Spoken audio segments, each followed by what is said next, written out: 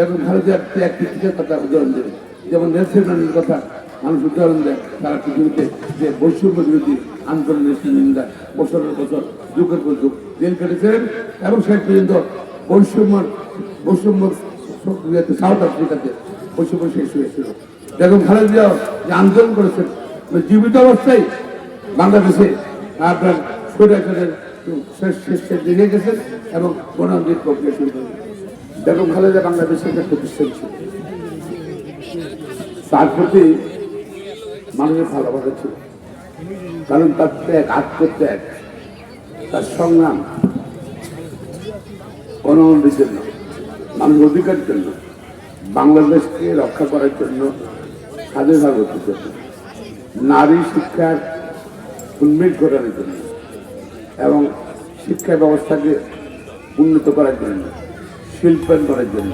ওনার জানা যায় কোটি কোটি মানুষ এসছেন, সবাই বিএনপি করে না, সবাই বেগম খালেদার দল করে না, কিন্তু সর্বস্তর মানুষ বেগম খালেদাকে তার অবদানের জন্য শেষ শ্রদ্ধা জানাতে সেদিন এসেছিলেন। মানে বিভিন্ন বা আশেপাশে ঢাকা শহরের পুরো এলাকাটাই এটা জানাজার সহজ হয়ে গেছিল। চারিদিকে থেকে লক্ষ লক্ষ মানুষ ছিল। এটা বিশ্বের জানাতে একটা এক্সাইট হবে। আর বেগম খালেদা যেখানে রাখা হয়েছে সেখানে মিরপুর সামনে ভর্তি, মহৎপুর রোড ভর্তি, মানে ডান দিকে ভর্তি, বাম দিকে ভর্তি, সব দিকে পিছনে ভর্তি। এটা একটা কি হলো, এটা কি প্রমাণ করে? বেগম খালেদার প্রতি মানুষের শ্রদ্ধা, ভালোবাসা এবং তার ন্যায় নীতি, তার এই জানা যায় সারা পৃথিবী থেকে জাতিসংঘ সহ সারা পৃথিবী থেকে শোক প্রকাশ করা হয়েছিল।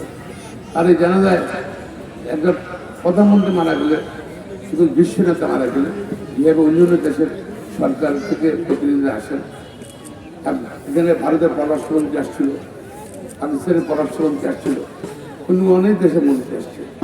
32টা কূটনীতি সরকারের প্রতিনিধি এখানে প্রতিনিধিত্ব করেছে বেগম খালেদা এই জানা যায়। এখানে ওনার আমি ভিতরে ছিলাম, আমি যেখানে অবস্থা সেখানে ছিলাম সে সময়। এখানে গাটা বানাতে দেওয়া হয়েছে এবং এখানে সর্বস্তরে বিএপি ইম্পর্টেন্ট দেশের রাষ্ট্রীয় তার উপস্থিত ছিল জানা যায় এবং তার সমাজ। আজকে সারা দেশের মানুষকে অনুরোধ করছে, বিশ্বের মানুষকে অনুরোধ করছে বেগম খালেদার অবদান দেখতে। ভবিষ্যতে পৃথিবী যত গণতান্ত্রিক আন্দোলন হবে, বেগম খালেদা জিয়া তিনি তার সারাত্ম জীবন দেশে তার প্রদেশের জন্য আন্দোলন করে গেছে এবং নির্যাতন, অত্যাচার, জেল জুলুম সবই সহ্য করছে। সন্তান হারা হয়েছে, বাড়ি হারা হয়েছে, কিন্তু তিনি অন্যায়ের সাথে কখনো আপোষ করেননি। মানুষ ভোটাধিকার অধিকার পরিবহন আপোষ করেন বেগম খালেদা জিয়া। এবং এটা ভবিষ্যতে সারা পৃথিবীর বিভিন্ন জায়গাতে গণতন্ত্রের জন্য আন্দোলন হবে। অবশ্যই তারা আমরা দৃঢ় বিশ্বাস।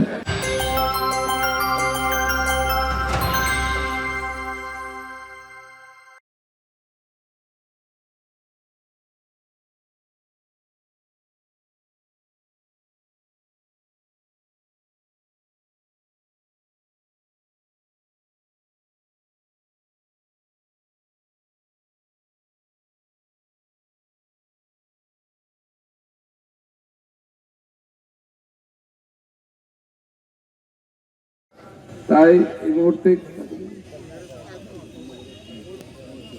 আমি এই মুহূর্তে আমাদের উপজেলা যুবদলের জয়েন্ট কনভেনার সুলতান বাবুকে 1 মিনিট বক্তৃতা রাখার জন্য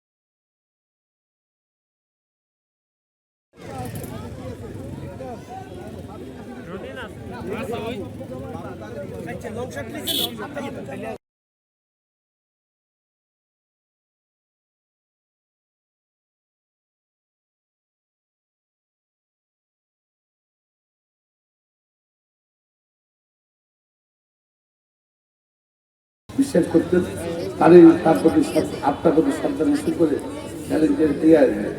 জেরিন খান কি মৌসুমি জেরিন সরিনা তার পরিবর্তন ডক্টর